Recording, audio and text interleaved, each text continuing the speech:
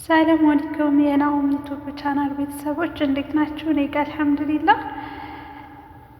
እንኳን ደህና መጣችሁ ብያለሁ። ያው ቪዲዮውን ከመጀመራችሁ በፊት ሰብስክራይብ የደወል ምልክቷን በመጫን ቤተሰብ ይሁኑ። ዛሬ ደግሞ ይዤላችሁ የመጣሁት እቤት በምናገኘው ነገር ለፊት ማክስ ነው ይዤላችሁ የመጣሁት። እዚህ ጋር እንደምታዩት አሰል አለ፣ ማር ማለት ነው። ይሄ ደግሞ ኑስካፌ ነው። ቡናም መሆን ይችላል። ያው ይሄ ያው መዳም ቤት ያላችሁ ያው ቅመሞች ታውቁታላችሁ። በእኛ ደግሞ ያው ቡና ማለት ነው ኑስካፌ። ይሄን በመጀመሪያ እዚህ ጋር ሎሚ ሳታበዙ በትንሹ ማለት ነው። ከዛ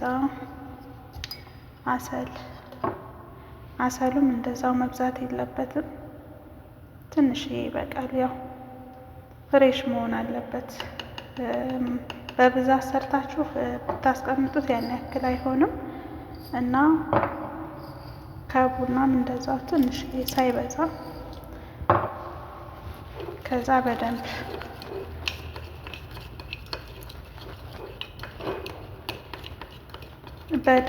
ያው ሚክስ ካደረጋችሁት በኋላ